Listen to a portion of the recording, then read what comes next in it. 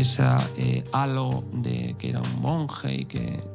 falso monje. Ada Maurino Tuya muere en el hospital de Basurto, en Bilbao, el 5 de junio de 2013. La verdad es que generó mucha expectación. Su asesino es detenido por la Ertzaintza cuando ella todavía presenta signos vitales y permanece en prisión desde 2015. Tenemos una ley de enjuiciamiento criminal de 1800. Eso no sirve para impartir justicia. Puede servir para castigar, penar, pero no a la justicia del siglo XXI. Para la familia de Ada ha habido una condena, pero no justicia. No fuimos capaces de dar cobertura a su demanda. No fuimos capaces. Acudió a muchos medios de comunicación. Antes de cometer sus asesinatos, Juan Carlos Aguilar se convierte en un personaje televisivo y se hace llamar el único maestro Shaolin occidental. ¿No sería bueno primero verificar y comprobar cuando atraemos a una persona de este nivel si la información que transmite o traslada es cierta y es real? En este podcast vas a escuchar algunos de los sucesos más dolorosos y mediáticos que han ocurrido en España en las últimas 2 décadas desde la perspectiva de quienes han sufrido sus consecuencias. Su relato puede resultar duro, incómodo e incluso molesto, pero es absolutamente necesario. Si te gustan los contenidos de crímenes reales, seguro que conoces su estructura. Se centran en la cronología de los hechos y el perfil del asesino y se complementan con testimonios de investigadores y víctimas. Aquí le he dado la vuelta. Soy Tere Vilas, periodista de Radio Nacional de España, y esto es Crímenes del siglo XXI.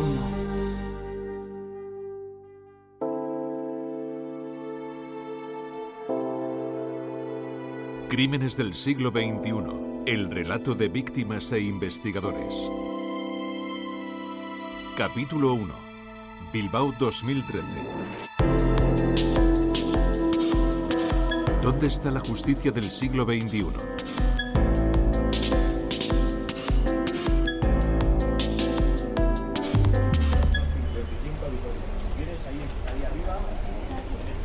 La maleta de lado, eso sí. Hola. Hola, buenos días. Buenas. Va usted a Vitoria. 44. ¿Lleva equipaje? No. Estas bolsitas. Victoria, aquí, las maletas. ¿Las puedo subir, que son un A ver, equipo sí, delicado? Sí, gracias.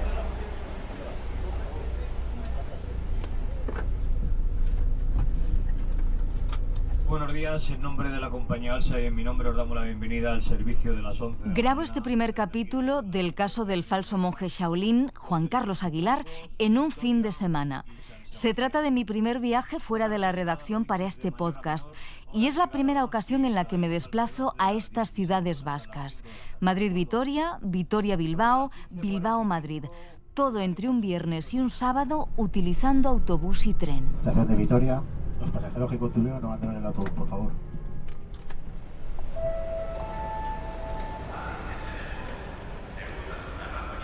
Al llegar a Vitoria me sorprenden las bicicletas. Hay muchas, demasiadas para mi gusto. Aunque el tranvía me agrada porque, salvando las distancias, me trae recuerdos de Praga. Es viernes por la tarde. La Plaza de la Virgen Blanca, uno de los principales puntos de encuentro de la ciudad, está repleta de gente. Niñas y niños jugando, personas mayores paseando, adolescentes charlando con la mirada fija en el móvil. Y a unos metros de allí, en el Parque de la Florida, vivo una experiencia única.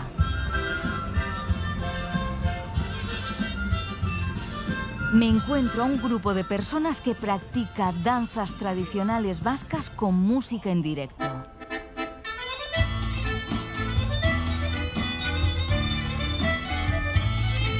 Me quedo embobada durante minutos, queriendo empaparme de la belleza, de la solemnidad y la elegancia de lo que se exhibe ante mí.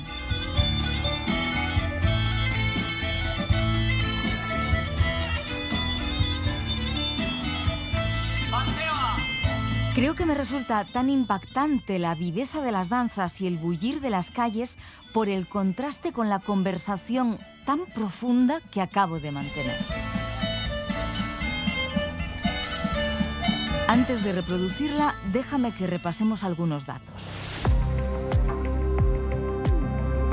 El 2 de junio de 2023 se cumplen 10 años de la detención de Juan Carlos Aguilar. Los responsables policiales acaban de confirmar que han encontrado restos óseos dentro del gimnasio del detenido. La investigación continúa, se están buscando más restos en el domicilio del presunto agresor, en la ría de Bilbao y en otros lugares que frecuentaba. Desde el 30 de abril de 2015 está condenado a 38 años de cárcel, 2 menos de la propuesta del fiscal, por los asesinatos de Jenny Sofía Rebollo y Ada Maureen Otudia. A Jenny, una madre colombiana de 40 años, la descuartiza. Y a Ada, una joven nigeriana de 29, la asfixia casi hasta la muerte. Actualmente Aguilar cumple condena en el centro penitenciario de Villayerro, en la provincia de León, después de haber sido trasladado desde la cárcel palentina de La Moraleja por la agresión de otro recluso. Villayerro es la misma prisión en la que se encuentran reos como el Chicle, el Solitario o el parricida de Moraña. Llegados a este punto, quiero que hagas un ejercicio conmigo. Cierra los ojos. Resetea tu mente y trata de situarte en el lado de las víctimas. El primer protagonista de este capítulo es... Hola, buenas tardes. Venía a ver a José Miguel. José Miguel Fernández. Ya.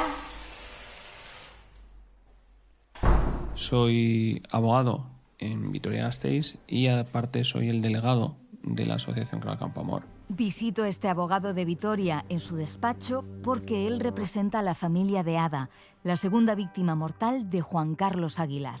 Cuando sucedieron los hechos, la familia de Ada Maureen, de Ada, se puso a través del gobierno vasco en contacto con Emakunde, con el Instituto Vasco de la Mujer, y Emakunde se puso en contacto con la asociación.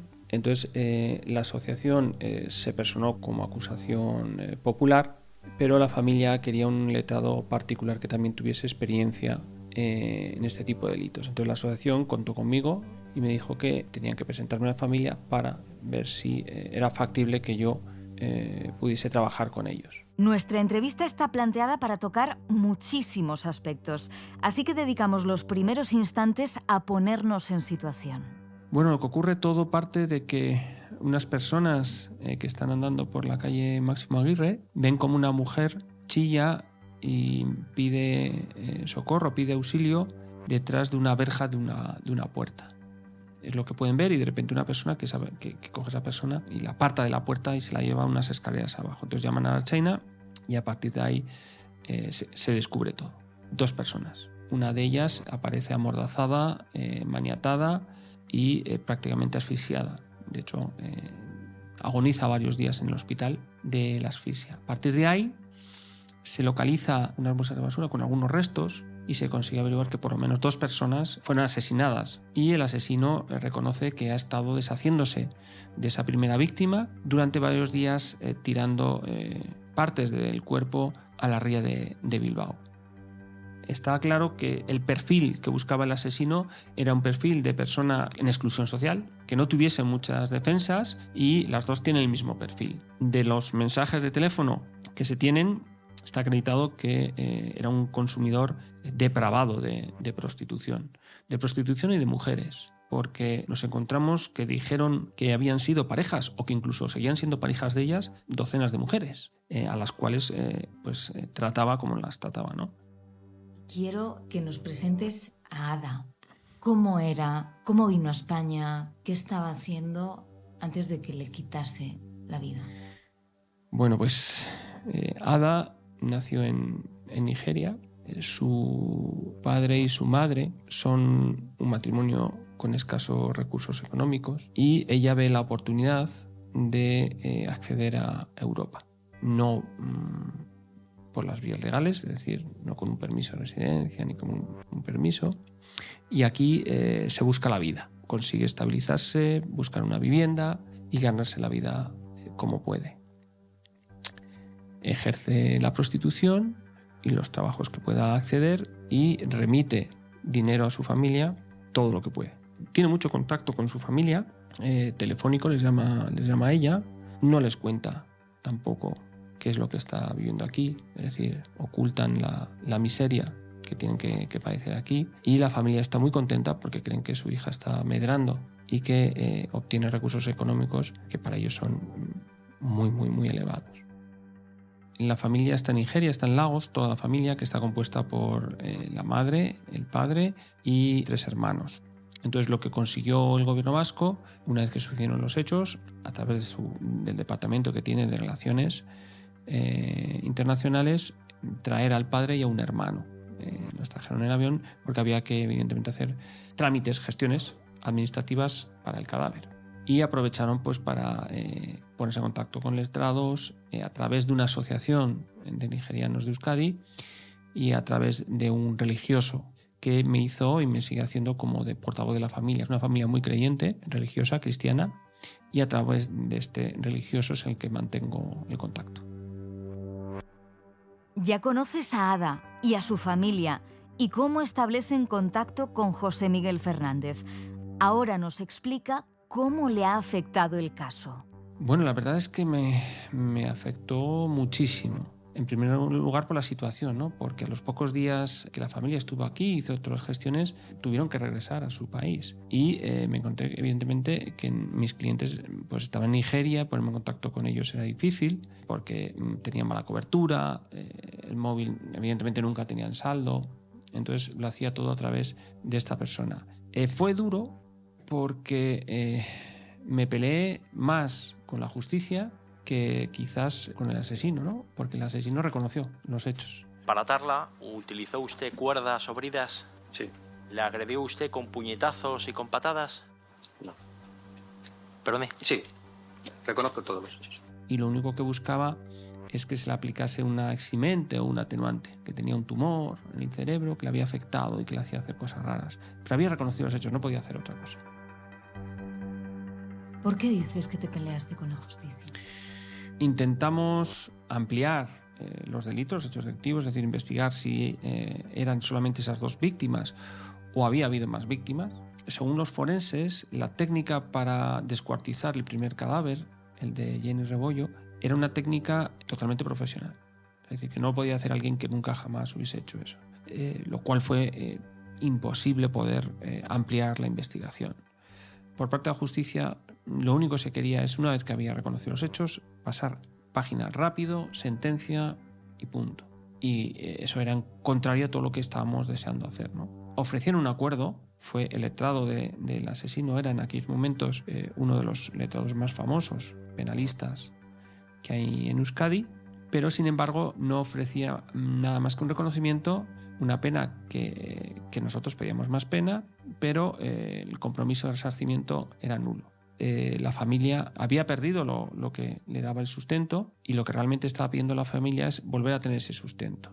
De hecho, a día de hoy estamos tratando de ver si conseguimos que algún miembro de esa familia pueda obtener algún permiso de residencia o para estudios aquí y poder venir, ¿no? Entonces ellos querían venir y evidentemente eso no lo podía conseguir el abogado del asesino, sino que tenía que ser las administraciones consecuentes. Pero sí que el asesino no tenía bienes y nosotros lo que queríamos es algún tipo de resarcimiento económico, aunque fuese también teniendo en cuenta que ese resarcimiento económico hace más fácil que venga la familia, porque para un permiso de residencia tienes que venir con algo de trabajo, unos requisitos económicos concretos, ¿no?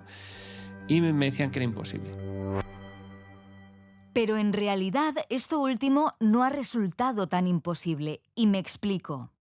José Luis, que te recuerdo que ejercía como abogado de la acusación, ha efectuado la venta de bienes propiedad de Juan Carlos Aguilar para que 5 años después la familia de Ada Otuya sea parcialmente resarcida. Sin embargo, no estuvieron presentes en el juicio que condenó al asesino de su hija y siguen sin posibilidad de venir a España. Una vez que conseguimos vender uno de los bienes, que es la mitad de una vivienda que tenía, que no es mucho dinero, alrededor de unos, recuerdo que entre 30 y 50.000 euros. Lo único que me decía Gospower, el padre de Ada, es Alibaba, Alibaba. Hasta que pude entender, ¿no? Y claro, me decía, hay mucho ladrón en el banco. hay mucho ladrón aquí. Y entonces ellos querían saber el día exacto en que les llegaba la transferencia, porque les iban a robar. Entonces querían que les robasen lo mínimo posible. A ese nivel te puedes imaginar lo que es la justicia, cómo les puede sonar aquí la justicia. No llegaban a entender, por ejemplo, yo traté de que acudiesen a la vista, acudiesen al juicio, y no hubo manera entre administraciones, entre el gobierno vasco, el Ministerio de Exteriores, para localizar algunos fondos, alguna forma de que pudiesen acudir a la vista. Y no pudieron venir, ¿no? Y ellos me decían, pero allá también son Alibaba, o sea, ¿qué pasa? ¿Por qué no podemos ir, no? Porque les parecía como que para nosotros el hecho de pagar... De hecho, cuando vinieron se les pagó todo, es cierto, para que pudiesen venir, y querían venir a la vista y no pudieron venir. Podía ser una imagen incómoda, la de los padres de Ada en el juicio diciendo, por favor, no nos dejen pasar hambre. Yo así lo entendí, es decir, como te digo, sufrí mucho en el procedimiento. O sea, cualquier puerta a la que llamaba me cerraban, porque no había querido entrar en ese acuerdo, en esa conformidad. Que en vez de tener semana y pico de juicio, pues lo hacen en un día, en una mañana, ¿no? Entonces, el hecho de que venga la familia, que la familia pudiese hablar de esto, ¿no? Que ellos no se sienten resarcidos, no sienten justicia, no sienten que aquí en España, en Europa, no existe la justicia, ¿no? Que no, pues yo creo que sí que es muy, muy incómodo, ¿no? Y que daba lugar incluso a repensarse la situación, ¿no? Podían existir hasta miedo de que no quisieran regresar a su país. Imagínate el papelón, de que dijeran, no, yo me quedo, estaba mi hija, me quedo yo. Que para ellos les parece que sería la respuesta adecuada. Eso jurídicamente, administrativamente, es insostenible y coloca a todas las administraciones en una postura incomodísima. Le expulso al padre de una mujer asesinada por un ciudadano español. Es muy incómodo. Era un caso más complejo de lo que parecía. Bueno, es incómodo que te vengan las víctimas y que las tengas que echar, ¿no? Hay otra opción, no tienes por qué echarlas, puedes darle una cobertura humanitaria y humana. Es una excepcionalidad que abre muchas puertas y que da mucho miedo, ¿no? Abrir ese tipo de puertas en una legislación de extranjería tan cerrada y con tantas barreras. Ya te digo, ni que no hemos conseguido de ninguna manera. Incluso yo estuve, lo que tú dices, ¿no? Digo, bueno, pues una especie de acogimiento o asilo como víctima de violencia, además cometida en nuestro territorio y por un ciudadano nacional. No hubo manera de entrar por esa excepcionalidad. Porque decían, estaban fuera. Es lo que dice la legislación y no podemos hacer otra cosa. Como ha narrado, el aviso de los viandantes a la Ertzaintza se produjo porque Ada intentó escapar del gimnasio cuando estaba siendo agredida por Juan Carlos Aguilar. Y el que no se reconociese la prueba de ensañamiento supone uno de los puntos más duros para José Miguel. Me acuerdo perfectamente que, por lo tanto, al final de todos los días de juicio, el único hecho que en sí no había conformidad entre la Fiscalía y el resto de acusaciones, porque el resto de acusaciones, es decir, la acusación popular también pedía el ensañamiento y la acusación particular de la otra víctima, aunque no podía pedir porque no era acusación de Ada, sino de Jenny, también dijo que estaba totalmente conforme con que se había acreditado un ensañamiento. Y era la única cuestión controvertida en sí. Una vez que salió el veredicto, que el veredicto evidentemente era culpable, y dieron por no probado el ensañamiento. Y yo me acuerdo especialmente en este jurado que intentaban no mirarme. Alguno de ellos me miraba y lloraba, y uno me llegó a decir, lo hemos intentado pero no ha sido posible. Fue uno de los momentos más duros de mi carrera, ¿no? El hecho de que ellos querían dar esa agravante de ensañamiento, pero que no pudieron. Para mí es de lo más duro que he vivido.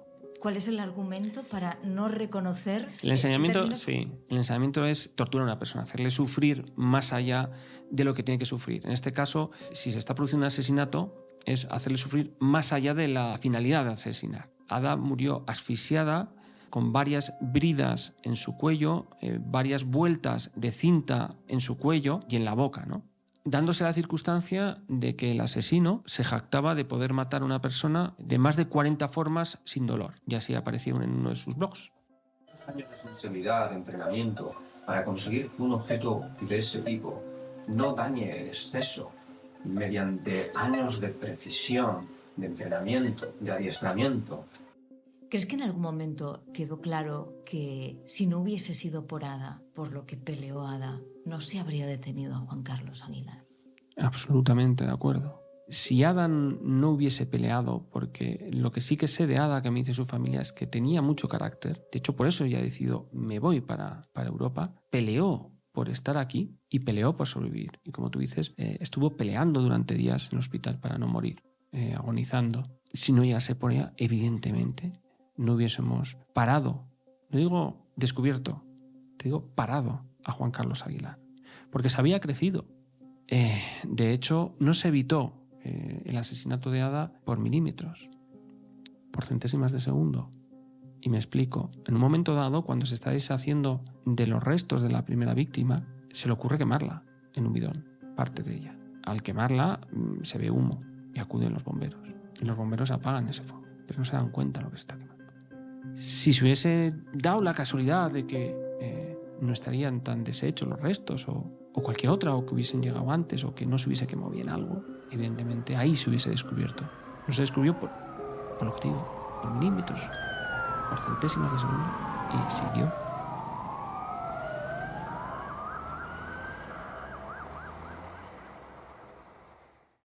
Es sábado y mi autobús para Bilbao sale a las 7:30 de la mañana. Hola. Hola, localizador. Vale.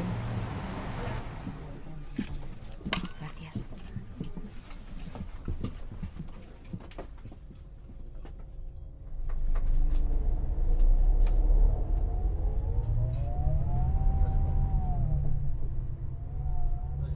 Hace tiempo que no creo en las casualidades y hay dos personas sentadas en los asientos de mi izquierda, son un hombre y una mujer, que parecen haber venido del África subsahariana. No puedo evitar pensar en Ada y en su necesidad de sobrevivir. Por eso les pregunto con algo de inseguridad. Disculpen, ¿les puedo hacer una pregunta? Sí. ¿Sí? ¿Cómo se llaman? Me llamo Abdul. Abdul. Sí. ¿Y de dónde proceden? Yo de Ghana. Ghana. Sí. ¿Y cuánto tiempo llevan en España? Mucho tiempo, como 15 años. 10 años. 15. 15. Sí. Muy bien. Vale. Era solo esa pregunta. Ah, vale. Vale. Gracias. Gracias a usted. Abdul vino de Ghana hace 15 años. En el mapa, Ghana está separado de Nigeria por dos países estrechos, Togo y Benin. Y la línea recta más corta entre Ghana y Nigeria comprende 1.032 kilómetros. Sobre la tierra, casi lo que nos llevaría a ir de A Coruña a Barcelona por carretera. Casi al lado, ¿verdad? Pero volvamos a este viaje.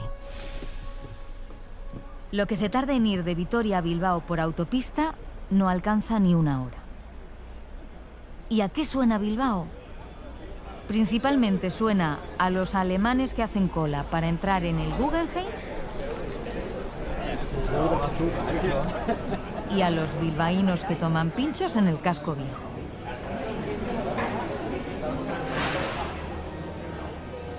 Sin embargo, a mí este sábado me interesa especialmente acercarme a la ría de Bilbao y caminar por el paseo de Uribitarte. Quiero sentir la brisa, ver el agua a la que Juan Carlos Aguilar lanzó algunos de los restos mortales de Jenny Sofía Rebollo, la primera mujer a la que mató y descuartizó y que nunca se han recuperado. Quiero comprobar también cómo son las calles y dónde se ubica el portal 12 de Máximo Aguirre.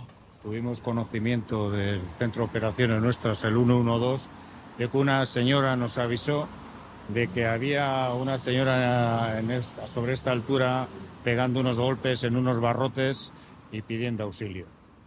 Los primeros que llegan al lugar, lógicamente, siempre son las patrullas de seguridad ciudadana, que son las que están en la calle. Antes de las 11 de la mañana, Iñaki Irusta ya está a mi lado. Soy Iñaki Irusta, fui requerido para echar en marcha el proyecto de investigación criminal en lo que era hoy en día la parte de policía científica, en la cual he estado desarrollando labores de máxima responsabilidad hasta mi jubilación, aproximadamente entre 25 y 27 años. Y como buen investigador, Iñaki accede a mi petición de describir parte del lugar de los hechos, el mismo portal en el que Ada pide ayuda el 2 de junio de 2013. Los que daban acceso al Son gimnasio. estos barrotes, que es la señora que de alguna manera golpeaba y pedía auxilio, en los cuales nosotros ya cuando... Pero no nos quedamos mucho tiempo en medio de la calle. Nos sentamos en un banco del parque colindante para conversar con mayor tranquilidad y me cuenta que nada más entrar en el gimnasio Zen 4, trasladan a Ada Otuya al hospital y los compañeros de Seguridad Ciudadana detienen a Juan Carlos Aguilar.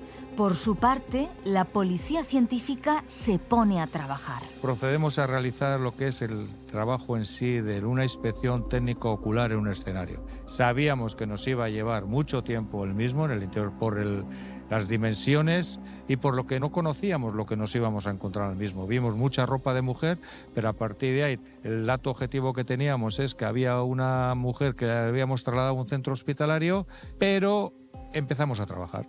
Localizamos en un falso techo restos humanos, concretamente una mano con un índice cortado, una parte de una pelvis, una cara y partes del cuerpo bastante deteriorados, habían sufrido golpes, metido todo ello en bolsas y según va avanzando la investigación, nosotros nos mantenemos en ese gimnasio trabajando lógicamente durante más de 10 días, pero tenemos conocimiento que hay otra vivienda donde él vivía en la calle Iturrizar, que también acudimos allí a realizar la inspección ocular. Allí nos encontramos partes también del cuerpo humano, en este caso un pecho, una mama, partes de una mano y todo eso lo que nos hace es llevar a un trabajo ingente en el ámbito, lo primero de campo y luego de laboratorio, que es lo que más nos preocupaba para saber cuántas víctimas se podrían haber realizado por este individuo, ¿no? ¿En qué momento podéis determinar el número concreto de víctimas? Lo primero que teníamos que hacer es identificar si los restos cadavéricos que teníamos en esas bolsas, tanto como la otra vivienda, se trataban de una persona o de más de una persona.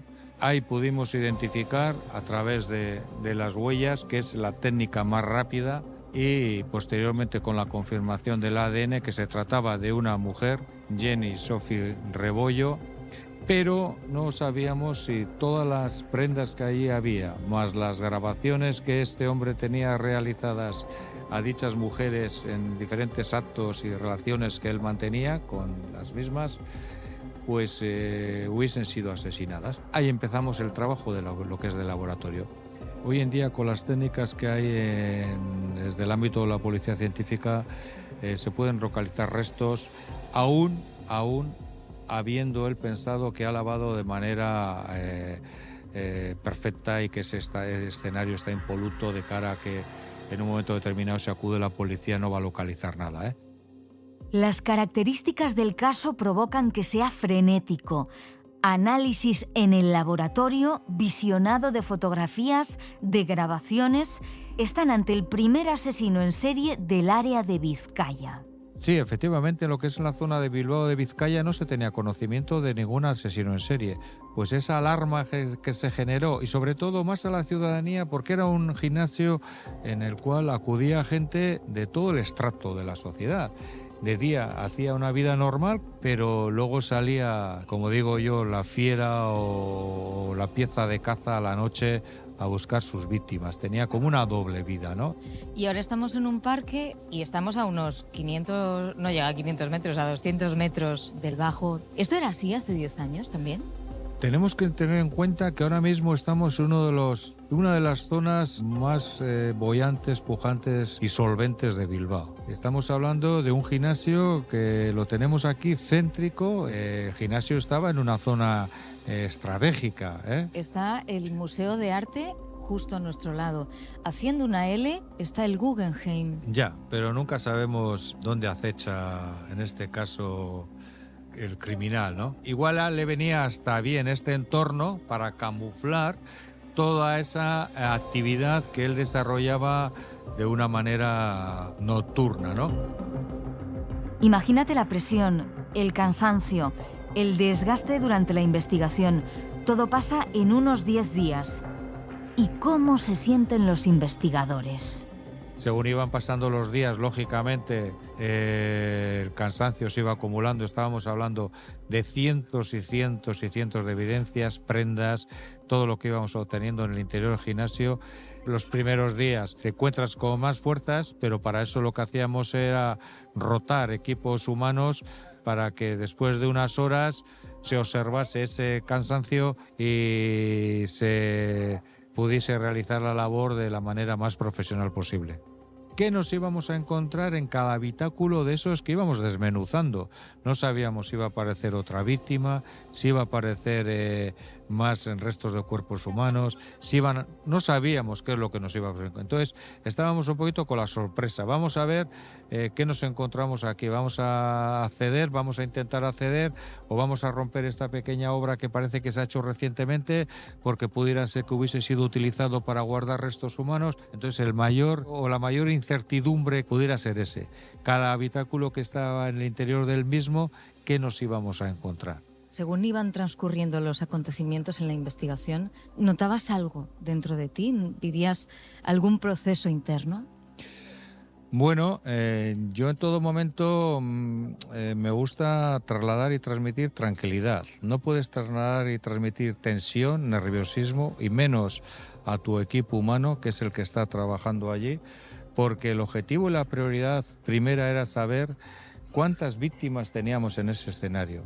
Entonces, flaco favor iba a hacer yo si iba a trasladar tensión y nerviosismo, tanto para mí mismo o para el equipo humano, máxime cuando no todos los escenarios son como estos, pero sí con la experiencia de haber trabajado en escenarios complicados, pues tienes que mantener la tranquilidad, ¿no? Alguna vez, en alguna ocasión, me ha dicho alguno, pero es que no tienes sentimientos, ya.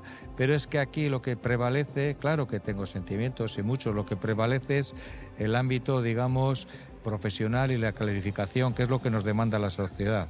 Luego ya en tu soledad o en tu intimidad, pues pudieras trasladar las cuestiones personales que tú, hacia ti mismo, hacia tu interior, ¿no? Iñaki Irusta ha convivido con lo más horrible del terrorismo. Pues en esos casos y en el del falso monje Shaolin, el rigor de su equipo aporta pruebas fundamentales para el juicio. Sí, lógicamente las que de alguna manera tienen peso específico en el acto del juicio oral son la parte periciales, que esas son de verificación y comprobación sin ningún género de dudas de que es el autor o autores de diferentes hechos. Estamos hablando de una proporción entre el 100% y el 99,99%, es la labor de policía científica. Esa labor, digamos, técnico-científica en el acto del juicio oral, pues yo creo que hay, con la presentación de las pruebas y el trabajo de campo de laboratorio, pues yo creo que quedó bastante claro. De hecho, además, el Aguilar, en el acto del juicio oral, como se ve, no aporta nada, solo contesta su parte letrada.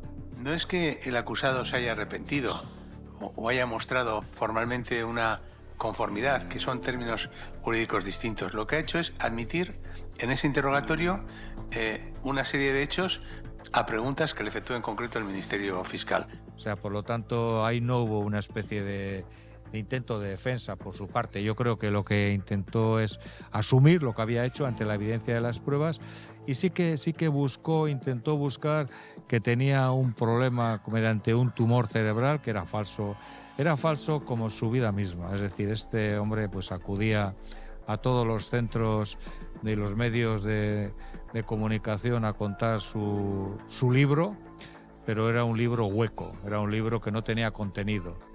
Efectivamente, Como apunta Iñaki, a finales de los 90 y en los años 2000, era frecuente ver a Juan Carlos Aguilar en los platós de televisión, en los que presumía de haberse convertido en el primer occidental en ser reconocido como maestro Shaolin.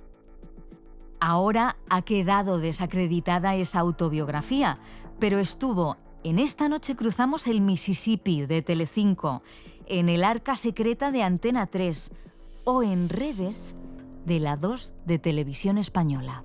¿Qué hace un monje en el siglo XXI en el viejo templo de Shaolin, en China? Lo mismo que se ha hecho durante generaciones y generaciones. Con la salvedad, por supuesto, de que hoy en día tenemos coches, tenemos teléfonos móviles, tenemos aviones y hay, pues, bueno, hay un cambio social, inevitablemente, ¿no? Por eso Iñaki pide precaución a los medios de comunicación y con ellos colabora actualmente. Sería importante, pero no en este caso, sino que en todos en los cuales determinados individuos de la sociedad sean requeridos por los medios de comunicación y sobre todo cuando se tiene tanta difusión como puede ser televisión o radio, para transmitir un mensaje a la sociedad se verifique y se compruebe la realidad de dicho mensaje, porque si no, a veces puede ser peor la cruda realidad que ese mensaje que se ha transmitido, que nos ha podido valer para un momento determinado, pero posteriormente lo que va a quedar de cara al futuro es la cruda realidad. ¿Para ti el caso está cerrado? Personalmente, como técnico y responsable de Policía Científica, de lo que ha ocurrido en ese gimnasio, sí. Otra cosa es las ramificaciones que este individuo hubiese tenido, que no se pudieron investigar con otros tipos de hechos, que luego, claro, una vez que tenemos todos los datos, pues al final la gente de investigación intenta hilar otro tipo de hechos que han sucedido también desgraciados y ver la relación entre el individuo y la víctima, pero eso no se pudo confirmar.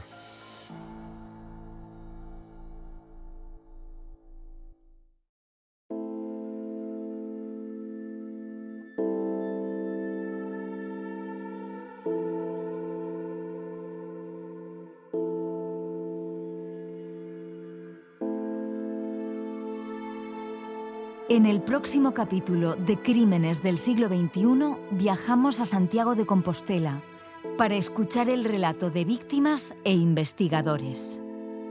Notamos la diferencia una vez muertos sus abuelos, como que la niña cambió un poco su actitud. Y quiero pensar que se dio cuenta que sus padres no la querían. Este es un caso moderno, de investigación moderna, en el que hemos visto pues, a los investigadores actuar en plan serie de CSI, ¿no? En el crimen de Asunta se produce una evolución en donde al principio nadie quería creerse lo que le estábamos diciendo. Entonces todos los testigos eran un poco a decirnos, se están ustedes equivocando, esto no puede ser así o cualquier cosa de esto. Sobre un crimen incomprensible en casa.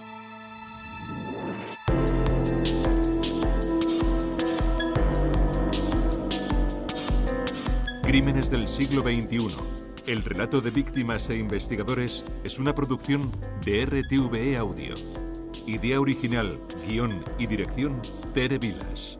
Diseño sonoro, Daniel García Ramiro. Producción, Renata de las Heras.